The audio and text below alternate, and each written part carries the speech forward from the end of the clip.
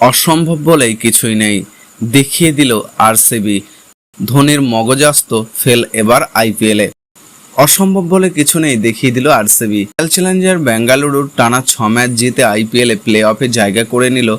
আইপিএলে do R die ম্যাচে Chennai super কিংসকে 27 রানে পরাজিত করে চতুর্থ স্থান থেকে প্লে অফের টিকিট জিতেছে আরসিবি। চিন্নাস্বামী স্টেডিয়ামে খেলা এই হাই স্কোরিং ম্যাচে আরসিবির ব্যাটসম্যানরা বড় স্কোর খাড়া করেন।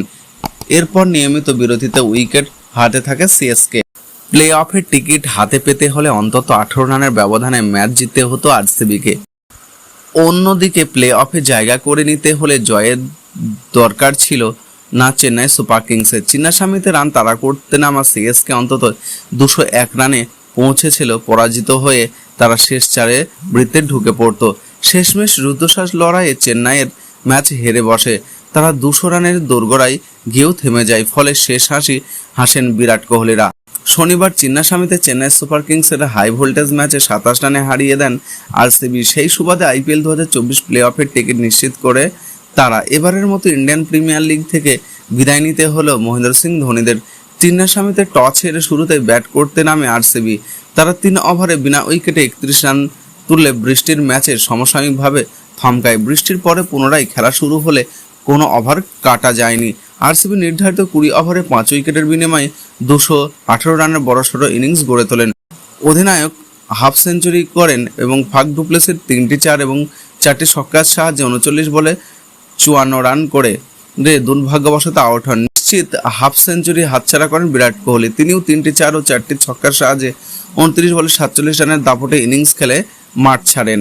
রজত পাতিদার 23 বলে 41 রানের ঝোড়ো ইনিংস খেলে মাঠ ছাড়েন। তিনি 2টি 4 এবং 4টি ছক্কা মানে 17 বলে 38 রানের আগ্রাসী ইনিংস খেলে নট আউট থাকেন। ক্যামেরন গ্রিন 3টি 4 এবং 3টি ছক্কা মারেন। এছাড়াও 6 বলে 14 রান করেন দীনেশ কার্তিক, মারেন 1টি 4 1টি ছক্কা। 5 বলে 16 রান করেন গ্রিন ম্যাক্সওয়েল, তিনিও 2টি 4 1টি ছক্কা মারেন। চেন্নাই সুপার কিংসের হয়ে শার্দুল ঠাকুর 2টি উইকেট পেলেও 4 ওভারে 61 রান খরচ করেছেন। 1টি করে উইকেট নেন তুষার দেশপান্ডে, মিচেল স্যান্টনার উইকেট পাননি। মহেশ থিকসানা, রবীন্দ্র জাদেজা, সিমরন সিং। সুতরাং জয়ের জন্য চেন্নাই সুপার কিংসের সামনে লক্ষ্যমাত্রা দাঁড়ায় 20 ওভারে 219 রান।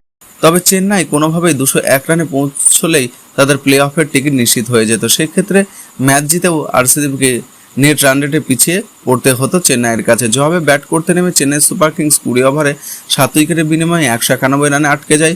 ফলে প্লে অফে ওঠার সুযোগ হাতছাড়া করে চেন্নাই।